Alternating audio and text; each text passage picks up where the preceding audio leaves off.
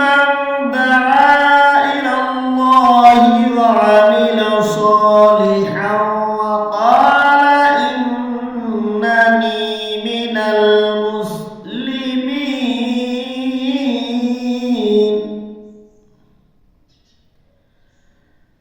ولا تستوي الحسنة ولا السيئة ادفع بالتي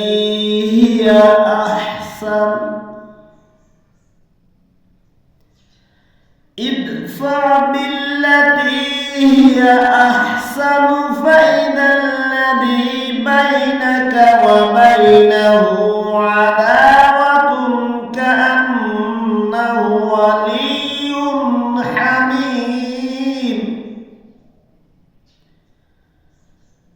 وما يلقاها إلا الذين صبروا وما يلقاها إلا ذو حظ عظيم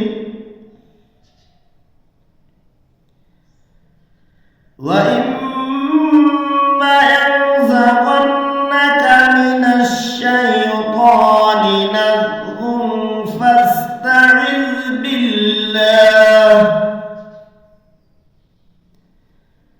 إنه هو السميع العليم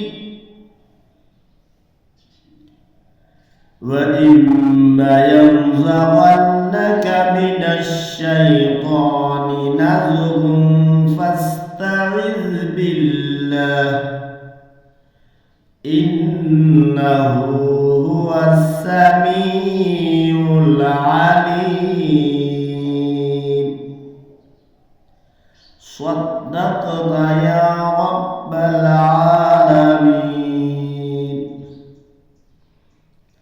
ইরশাদ হচ্ছে তার চেয়ে কার কথা অধিক উত্তম হতে পারে যে ব্যক্তি মানুষদেরকে আল্লাহর দিকে আহ্বান করে এবং নিজে নেক কাজ করে আর বলে আমি মুসলমানদেরই একজন। ভালো আর মন্দ কখনোই সমান হতে পারে না। তুমি ভালো কাজ ও মন্দ কাজ প্রতিহত করো, তাহলে তুমি দেখতে পাবে তোমার এবং যার মধ্যে তোমার শত্রুতা ছিল তার মাঝে এমন অবস্থা সৃষ্টি হয়ে যাবে সে যেন তোমার অন্তরঙ্গ বন্ধুতে পরিণত হবে। আর এটি শুধু তাদের জন্যই জোটে যারা ধৈর্য ধারণ করে, এবং এ সকল লোক শুধু তারাই হয় যারা সৌভাগ্যের অধিকারী।